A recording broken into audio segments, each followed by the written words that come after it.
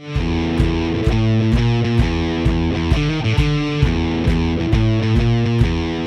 and welcome to the Pick Six podcast. I am the new Big Ten Commissioner, Sam McKewon, along with Dirk, Chatelain, and Tom Shatel, the heavy hitters in for yet another week. We're recording on a Friday, one day after the person with the second most powerful job in sports decided to leave to go run one of the worst NFL franchises there is. Your franchise. My franchise, the Chicago Bears. Hello, everybody. I want to remind everyone, thank you for listening to the Pick Six podcast. If you are not a subscriber to the Omaha World-Herald, you should be. And you can be. For $1, you can get a digital subscription to the Omaha World-Herald for 6 months. We are recording, I believe, on January 13th. Is this Friday the 13th? It is. Mm-hmm. We're recording on Friday the 13th. This will take you all the way through the middle of July, which means you're going to get all the commits. You're going to get all the spring football. You're going to get all the College World Series and another SEC team winning that. So you'll get 6 months of coverage. You'll get all of the high school stuff. It'll be great. You want to subscribe at omaha.com/subscribe. We will start, gentlemen, with this. We're moving quick today. Hurry up offense. Kevin Warren is no longer the Big Ten commissioner. And the Bears just sort of announced it. Hey, we're happy to have Kevin Warren. Bye. That was it. It was like, it's over. At least he doesn't have to move cities. No, he doesn't. No, he stay doesn't. in the same house. I mean, this was just a matter of time. He was never going to stay in the Big Ten. Clearly, it's just a matter of wow. How much damage was he going to do? And I think this move now saves the Pac-12 will now be safe because he was going after him again, and nobody in the Big Ten wanted that. Nope. And I think that's why he's out now, because he was not going to get extended because they were not seeing eye to eye. You want to go for an NFL thing now? Go ahead. Will he be Goodell's replacement? Maybe this helps him. I don't think so. Well, but maybe, but you don't know. But we don't know. But I'm just saying he was never going to stay in the Big Ten. So thankfully he's out. Yeah, it was pretty shocking to see it happen that quickly when it was announced it was going to, he might go to the Bears. I'm like, really? But then as I was reading stuff yesterday, it became abundantly clear that Big Ten leaders told him, you've got a 5-year contract, and when that's up, you'll be up. Yep. And so I think he had to go find something else, and I think he will move the Bears from downtown Chicago and Soldier Field out to Arlington Heights, and that'll be his primary task. He started his tenure throwing a couple of pick sixes early. Wasn't always his fault. You start during COVID, that is a tough deal. You inherit a tough situation, but he didn't handle it very well initially. They canceled the football season. Gene Smith basically brought it back. You have to credit Gene Smith a lot. Maybe the Nebraska players suing the Big Ten helped. I actually think he got it back to like a tie ball game this summer when he added USC and UCLA, and he signed what I think is a pretty interesting TV contract. And then he goes on HBO Real Sports and he's like, "Yeah, we're going to add some more teams." And I'm like, that was the end of it. Yeah, no, and you kind of had heard back channel stuff about he wants to do this. Well, and Fox wanted to too, but the Big Ten isn't going to add Washington, Stanford, and Oregon, and Cal. So, and that's good. He exposed his lack of experience for maybe qualifications for the college thing early on. And he really couldn't speak very well about anything. The interviews were bad, and he handled the whole COVID thing. Yes, there's a good way to handle all that stuff too. And if you've been experienced, so he made everybody mad, and then he made everybody rich, and then that was gone. Once upon a time, I think the Big Ten saw itself as more closely aligned to the Ivy League than maybe the SEC. And I think maybe 15 years ago that might have been true. No, well. And Urban Meyer changed that. And I think when that happened, when they canceled it, they did something very similar to what the Ivy League did. And then I think Gene Smith, it wasn't Nebraska, it was Ohio State, was like, no, we're not going to do that. We're going to go ahead and play a football season. Right. And I think that was the changing moment. That was the defining moment of the Big Ten where it's like, this is a football league. And Gene Smith is the leader of it. I was going to say, Sam. So aside from Gene Smith, who are the bulls in the china shop in the Big Ten? Because there's going to be a little bit of a, you had a nice piece today. considering potential candidates, and Which I think Smith would be one, although a short-term candidate because he's older. right. You look at some of the ages of these guys. I mean, Jim Phillips left for the ACC. Warren's out. Smith's old. Penn State's got some stuff going on there. Like, who's leading this ship? I don't. And who's going to be leading it in 5 years? For a long time, the Big Ten was just like kind of a series of people behind the scenes that you didn't even know their names. You certainly didn't understand their power. I feel like that changed the last couple of years, but now we're sort of moving into another gray area where it's like, man, this is the second biggest institution in college sports, and I don't know who's going to be running it. The Big Ten presidents run it, and I think this was a sign that they're still going to run it. The Big Ten wants to be the Big Ten. The SEC wants to be number one, right? We beat TCU. We're the big badasses of all time, even though they lost a whole bunch of bowl games that were embarrassing. Right. But there's a PR. We're for college football is all this stuff. Big Ten wants to be the Big Ten. The Ivy League thing, which is false. It's No, they're not that It's anymore. a fraud. Yeah. They're about money, and they have been ever since they expanded in '92 or '93 when they got Penn State. We're about that opened the door for the Big Ten network. Money, money, money, money, money. Nebraska, Rutgers, so on and so forth. But yeah, it's the president's Dirk and the. But who's the face of this thing? I mean, it's not Barry it was Alvarez. Jim Delaney. It's not Jim Delaney. It's not Tom Osborne. Well, they need a face. They don't have one.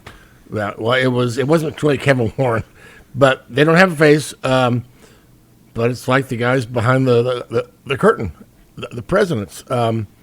And I saw Many Ted of Carter's which are name. new. Huh? Many of whom are new. Right. In the last 5 years, they've changed. So will the Big Ten? It's still about money. It's still about we're the stodgy, boring, traditional Big Ten. I don't think they're going to change their image anytime soon. And I think they'll bring in a commissioner, like a lot of conferences do, as kind of a puppet. The presidents run a lot of conferences. Now, some commissioners get out of whack and kind of do their, Larry Scott. Wild and crazy guy, Yeah. and then we don't want this guy. Right. The presidents like money. They like skyboxes, and they like image.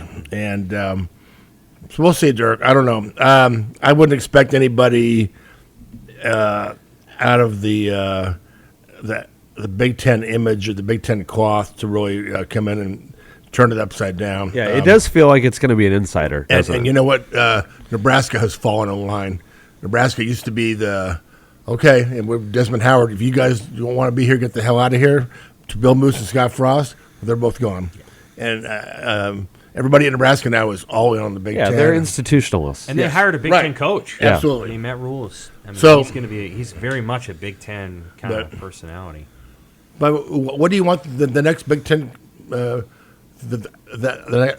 next commissioner to be? Or I mean, what do you want him to do? Right? I mean, what should he do? TV contracts, help with NIL, Yeah. smooth the process. I think the two guys at Fox Sports, Eric Shanks and Mark Silverman being probably the more likely candidate. Right. He ran BTN for a long time before moving to Fox. Jim Phillips that's the guy that was going to take the job if Kevin Warren hadn't taken it. On the list, I put Val Ackerman, who I think the reason I did, not just because I think she's been a pretty good commissioner, Right.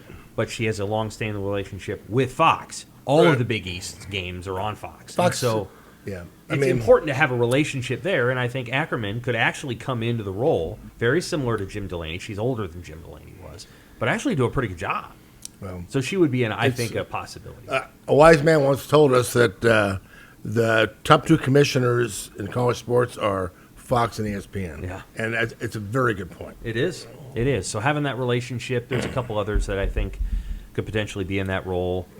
I don't know. I mean, I think if they wanted to hire an interim, that they can do someone within BTN, and if they wanted Gene Smith to run it for 4 years before he retired, he could. I just think Joe Husker doesn't care about any of this. Joe Husker, unless you try to take away his games, which Kevin Warren did, and unless you try to take away, my team doesn't have as good a chance as Michigan, Ohio State. Right. This isn't fair. So I think that's you expand.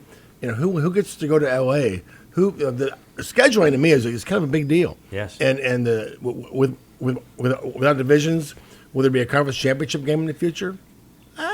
I think probably 80%, yeah, but maybe not Maybe one not. day. Yeah, I don't they know. keep expanding the playoff. So I don't know. I think NIL and the transfer portal though is a really interesting tension point because the Big Ten is going to be, I think, more strict on those things than most leagues, and the commissioner is going to have to, if not lead the way, then certainly be the voice of pulling those reins back. Yep. And so I think the person that the Big Ten hires needs to first have some credibility and creativity, but also just is going to have some courage. I mean, it's going to be a little bit of voice of dissent, I think, in the college football world where it's a little bit chaos But right now now. they're trying to get Congress going now, and I think that's the wrong way to go. That's the wrong way to go. But Dirk, do you think NIL should be streamlined? Should there be guidelines, or should be the Wild West? If you got the money, go for it. Well, I think there's going to be a period here where it pulls back, where they try to create more regulation. I mean, there was an interesting situation at Florida here in the last few days where a quarterback thought he had the money and they didn't. He didn't end up having the money. Oh no! And I mean, Oops. it's Not gonna. that that's surprising. No, and so I think the Big Ten is going to be, especially by the way, with the Big Ten's, connections to the Senate and the House and governors, and I mean the Big Ten likes to have relationships with the power brokers of our country. I do think they're going to be pushing, every lever imaginable to regulate it and rein it in. So I think the commissioner is going to be the voice of that. My bigger concern, to be honest with you, is the transfer portal instead of NIL. Well, I think those two things can work hand in hand in terms of regulation. Right. Like I think the thing that I would say is I'm actually against unlimited transfers. I think you should have one, and that's it. I think the idea. I mean, if you go to the NFL, you don't.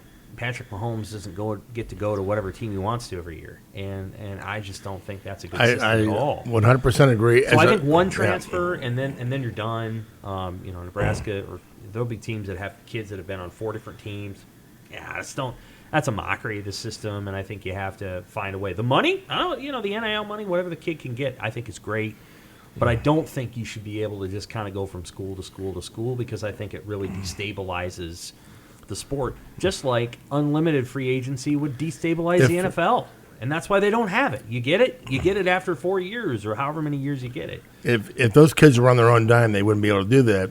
As a dad of college kid, I think that's a great rule, Sam, because when you go to college, sometimes you make I went to the wrong place. I didn't know this isn't working out for me. I don't like the people or the professors or my friends. So I'm going to leave. Everybody kind of goes through that. Yep. I think it's good to stick through the first year just to make sure that you're unhappy and you want to leave, because sometimes the first few months you hate everything. Right. So, but I think you should be allowed to go once.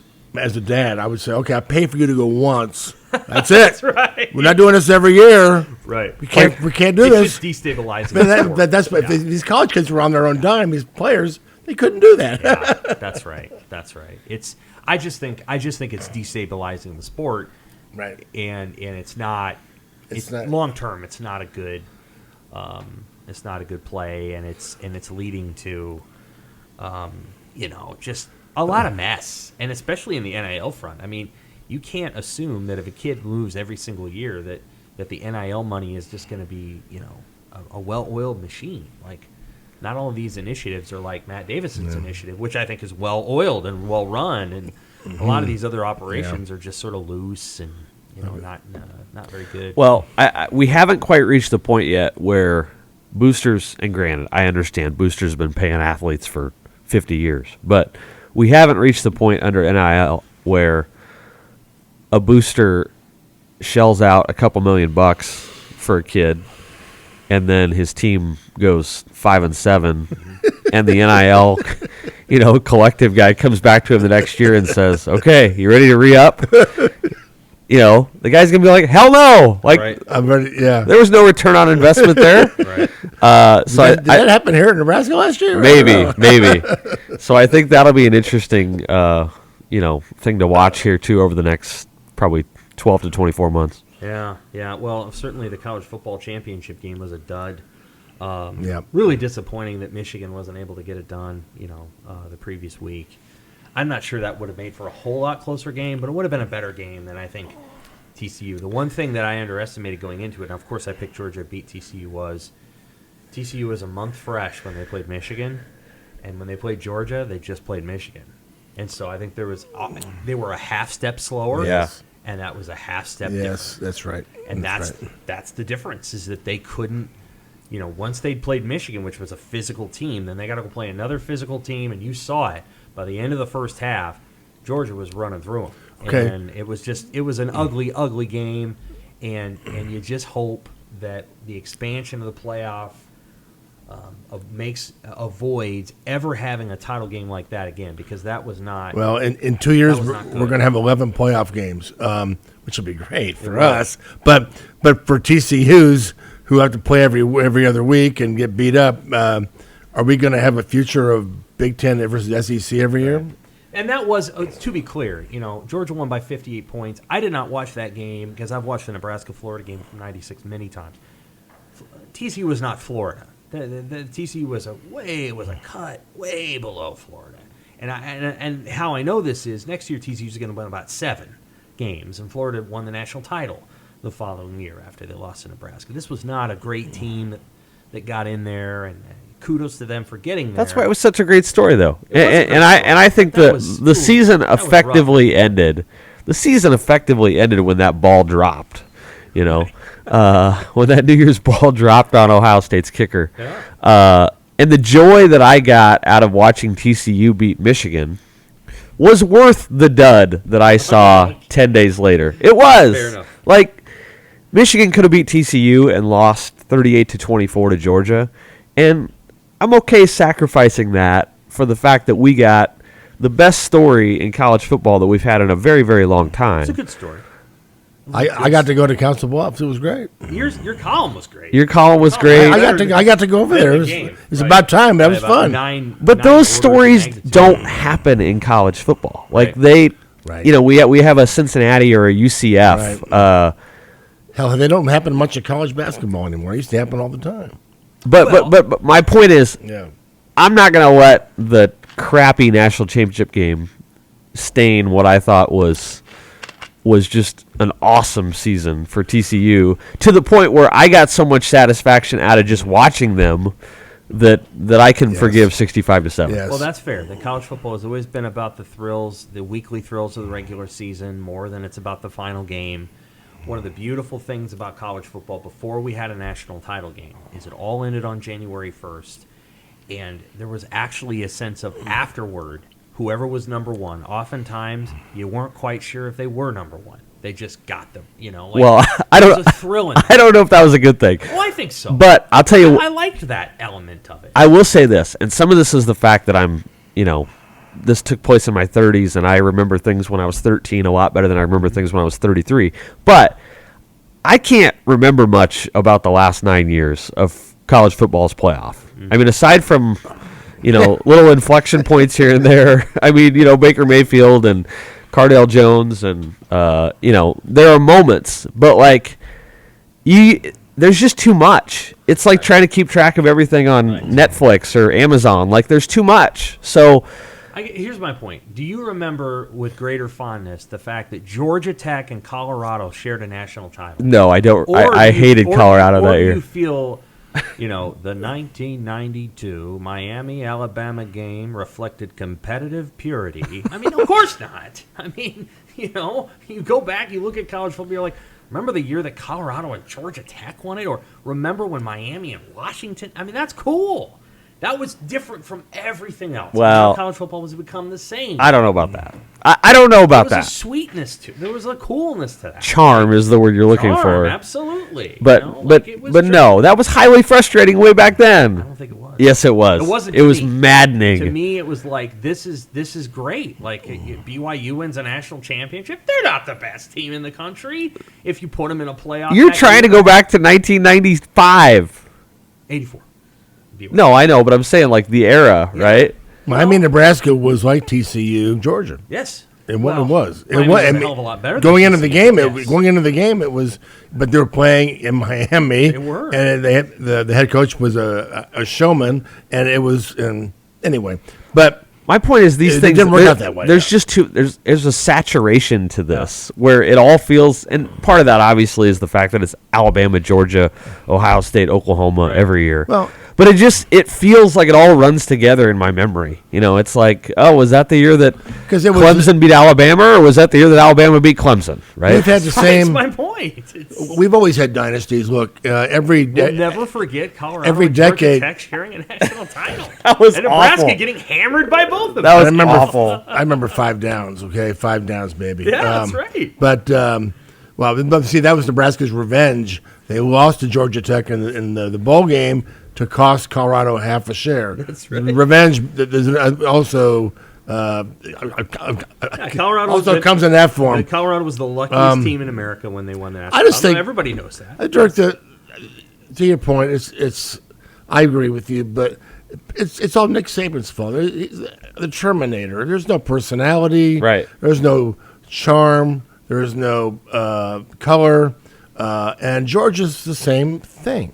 Yeah, it's mini the Alabama. Quarterback's kind of a funky, weird guy. Yes. He gets hammered after the game, and it's 25 years old, and it's okay. You can kind of work with that. But then you got Clemson. It just wasn't a great story for the last 10 years. It really wasn't. And the one time Ohio State won it, Urban Meyer, I mean, yuck. No, I get it. Yuck. So, no, the back, the unintended consequence of the playoff era is that it made the rich richer. It made the strong stronger. Yes. And I'm not sure that's what it was intended to do 10 years ago. Yeah. It'll be interesting to see if playoff expansion goes the other way. Right. I think getting these games to home sites will bring back some of that charm, okay? Because they all feel so sterile. Like, it's just, which dome are they playing this game in? And it's like, at least get it back to campus sites where it brings some of that creativity back. That is going to help, like the NCAA tournament. But see, college basketball is so different than football. It's a last-second shot sport, and you play another game, and there's just so much urgency to it. It's an upset sport, too. Yeah, the football is you wait a week. It's all physical. It's all, pound. Strong survives. You don't have the underdogs in football. And when you do, they don't win like TCU. But I think this expansion will hopefully bring some more in. But again, to your point, 4 rounds, basically 4 different weeks to get to the pound. Who's going to survive? Probably not the Big 12 or the ACC. They got to get rid of these conference championship games. I mean that would help. That would help a lot. I'm fine with I was a huge opponent of eliminating those because I thought they would be better than they are. But man, what a bust they've been. Horrible. Right. Almost across the board. Let's talk Nebraska football coaches real quick. You got to talk to the coordinators last week, then the running back and defensive backs coaches yesterday. I mean, I can be honest. I'm pretty impressed with all 4 of them. But the 2 yesterday in particular, Evan Cooper and it's the running back coaching this. I was there. I missed the coordinators. Dirk, you were there. But these guys they're very confident and, I mean, sure of themselves and whatever that means. But I feel like these guys kind of know what they're doing, and I hate to say that because I want to be skeptical. But every time these guys speak, they say the right things, and they do the right things, and we'll see if it happens next fall. You know? I want to make 2 points. One about the coordinators, which is it was very notable to me that they both made a point of saying that when Nebraska was a possibility for them, they came from Syracuse and South Carolina. When Nebraska became a possibility, they lit up because that was one of their coming of age programs. They're in that age. Yes, they're in our age demographic where Nebraska was the dominant program when they were middle school, high school, college, right? And the impact that still has on coaches, not on players anymore, but on coaches. Mm-hmm. I thought that was really interesting. Nebraska still carries a lot of credibility with potential assistant coaches of that demographic. When you get down into the 20s and 30s, it's a little bit different, right? But what stands out about those guys, and I think this is not an original thought, but they believe so strongly in Matt Rule. We talked about this last week. They would run through a wall for Matt Rule in the same way that Matt Rule's best players, would theoretically run through a wall for him. And that should pay dividends, in theory, on the recruiting trail, on a Monday night at 1 a.m. in Memorial Stadium when you really want to do well for your head coach that week. It's an interesting philosophy to bring in young guys who are so strongly advocates of the head coach. I don't know if we've seen that probably since the Pelini era. It was a little bit different in the Riley era and the Frost era. Way different. And even the Bo era. I don't think Bo treated his guys quite the same. That's no personal knock against Pelini, but this has a different vibe where these guys are almost like rule players, where it's like, I want to, in the same way that Osborne's assistants used to revere him, right? Or Osborne's players certainly did. You didn't have the same. Yeah, I agree. You didn't have the same reverence as you did with the Bo coaches. It is sort of Osborne, though, isn't buddies. it, Tom? They looked up to him, yeah. I mean, you talk to, I know I became close with Tenneper and, Darlington and, all those guys obviously better than I do, but those guys revered Osborne. Tom was up here, and okay, whatever Tom says goes, and he knows, and we all trust Tom. What I think is going to be, what that used to translate to the players, will this do the same? I think if the players see their assistant coaches who they spend all their time with believe in Matt, well, I guess I do too, right? I don't think that was always true in the most recent administration. Right, for sure. It wasn't true with Riley. Right. And I like Mike. I still like Mike. But both of his defensive coordinators are like, "What are you doing?" I don't think that's going to be true at all in this. And a year ago, we had JoJo Doman at press conferences starting to openly question the head coach. Well, I guess that's what they want to do. I guess. No, I remember, and Solich's players didn't really believe in him, and the coaches certainly didn't.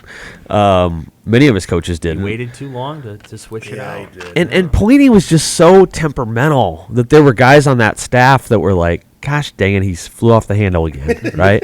I mean, seriously, I remember those conversations. You said this. I think this was after the fire me go ahead, and you were talking to JP. Papuchis. And the look on their face. They were just like, "Oh shit, what did he just do?" Yeah, I mean, really. Right. What are you doing? And so I think to have a head coach, Tom, that was one of the great lines that you've written in 30 years. I just saw a man set himself on fire. I mean, he kept his job. That's right up there with Barf. That's right up there with Barfneck after Nebraska basketball lost a bye game, and it was his lead was, well, there's $90,000 shot to hell. That's right. Incarnate word is the he dared Eichhorst, and he won. Yeah, well, the Regents. And he was 3 inches from hitting that official with his hat. 3 inches. Then the Regents couldn't have saved him. Nope. If he makes contact with that ref with the end of that hat, He's Woody. oh shoot, it's over. He's 3 inches. He's Woody Hayes. He's the second. I mean, Boy, and what a comparison! What a And if Jordan Westerkamp doesn't get barely over the goal line, right? like there's just what a fascinating time period. And yet you can flip it on its head. You know, if Ndamukong Suh doesn't run quite as fast after Colt McCoy, you know, and force the throw out about like we could do this all day. we'd still be in the Big 12. Let's talk basketball real quick here for about 5-10 minutes. Boy, I mean that was a real downer on Tuesday night. Yeah, First of too all, bad. and I'm kind of doing some basketball stuff now, covering the team a little bit. They're really disappointed about the foul, about the officiating. And my understanding is that within the league, this is becoming a huge issue. The coaches are starting to get completely fed up. You know, there's all kinds of stuff going on. The one game that I happened to watch at Big Ten basketball was the deal where Fran McCaffrey is going over across the half-court line and doesn't get a tee and all this other stuff. And if the officiating is really, really up and down and all around, it's like they've lost control of the sport on the floor. Anyway, so Nebraska loses 76-50. They're frustrated about that. They're playing Purdue tonight as we record this. They're going to lose. God bless them. I don't think they're going to win that game. They're going to be 9-9 with what, 13 games left. How do they do? I mean, that was, you know, and you pointed it out a week ago. I mean, it was a very pivotal game on the schedule. It just, you looked at the schedule, you saw, okay, they win at Minnesota. They got a tough stretch after Illinois. They got to beat Illinois. Home game, big crowd, all that. And I was just, we could talk about refs, but I was just disappointed with, you know, everybody. I mean, they just didn't play well. Derek Walker, what the hell was that? Where was Derek Walker? I don't know. Illinois woke up in the last week. That didn't help things. But they didn't play well, Tom. No, Nebraska just played terrible. They had one guy play really well. And then that center for Illinois is 6'9", 270. And Derek Walker, one of his skill sets is he takes his shoulder and he hammers a guy back a couple of feet. Yep. And he couldn't move that guy. No. And if you can't move that guy, then he doesn't get close enough to the rim to do his moves. And so I think what happened was he ran up against the one guy in the league, maybe other than the Rutgers. I can't remember who the Rutgers guys. It's just hard to move him. Well, and they just don't, and this has always been a problem. This goes back frickin' to 1998. But the offense is never good enough where you can count on it, right? It's just, there's no consistency from an offensive standpoint. And so it's hard for them to go on a run where they play well over the course of 2 weeks because they don't make enough shots. They don't score. Yeah. Like, they lost the game on the offensive end of the floor the other night.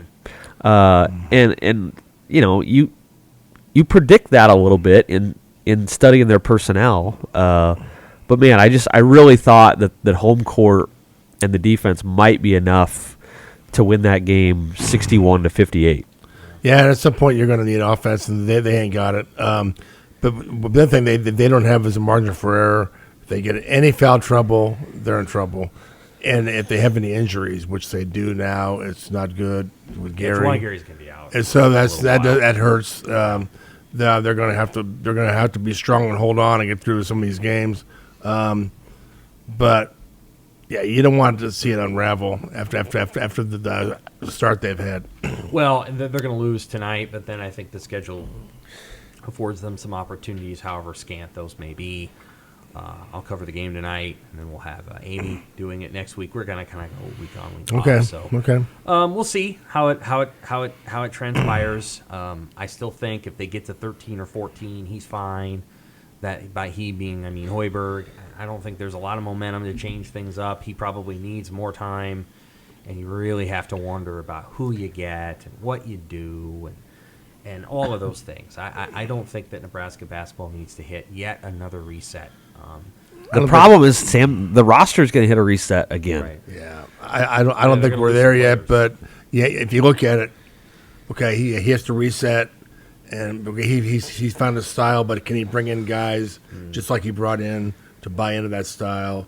And is anybody ever going to hit a shot? I mean, they're going to bring in a guy to hit a shot. Even when he was having offensive guys, they couldn't hit shots.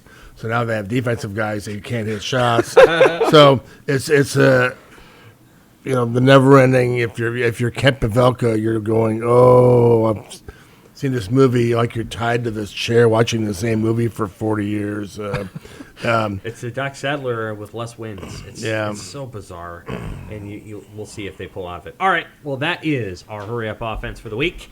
For Dirk and Tom, I'm Sam. This is the Pick Six Podcast. We may take a break next week. We'll see. But if we're back, we'll talk Husker hoops, Husker football, and all the rest. Thanks, Husker fans.